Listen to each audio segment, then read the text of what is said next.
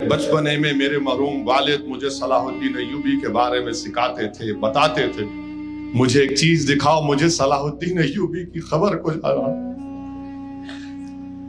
مجھے صلاح الدین ایوبی کی خبر کو دیکھنا ہے، مجھے نور الدین زنگی کو جا کر سلام کرنا ہے۔ میں گیا، صلاح الدین ایوبی کی مزار کے سامنے کھڑے ہوا۔ آپ اندازہ نہیں لگا سکتے کہ آنکھ سے ایک آنسو کا ریلا جا رہا تھا کہ آخر کیا تھا نہیں معلوم۔ ایک جہالے کی خبر کو دیکھ کر میرے رونگٹے کھڑے ہو گئے صلاح الدین ایوبی کو یاد کر کے۔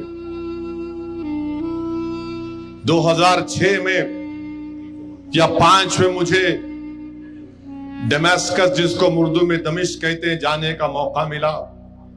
میں اس مسجد امیت میں بھی گیا تھا۔ اگر میرا حافظہ صحیح ہے تو اس میں حضرت ادریس علیہ السلام کی ایک لمبی خبر ہے۔ کر نماز ادا کیا اور پھر اس کے بعد اس مقام کو جا کر دیکھا میں نے جس میں ابو داؤد میں لکھا گیا کہ اس مقام پر حضرت عیسیٰ آئیں گے۔ پھر اس کے بعد میرے ساتھ ایک ندوۃ العلماء کے ایک عالم، نوجوان عالم دین تھے، شاید اب وہ برطانیہ میں ہے۔ میں نے ان سے کہا کہ بھائی یہ تو دیکھ لیے، مجھے ایک چیز دکھاؤ، مجھے صلاح الدین ایوبی کی خبر کو جانا، مجھے صلاح الدین ایوبی کی خبر کو دیکھنا ہے، مجھے نور الدین زنگی کو جا کر سلام کرنا ہے۔ میں گیا، صلاح الدین ایوبی کی مزار کے سامنے کھڑے ہوا۔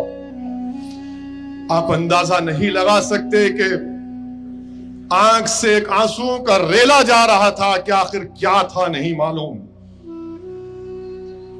ایک جہالے کی خبر کو دیکھ کر میرے رونگٹے کھڑے ہو گئے صلاح الدین ایوبی کو یاد کر کے، کیونکہ میرے بچپنے میں میرے مرحوم والد مجھے صلاح الدین ایوبی کے بارے میں سکھاتے تھے، بتاتے تھے۔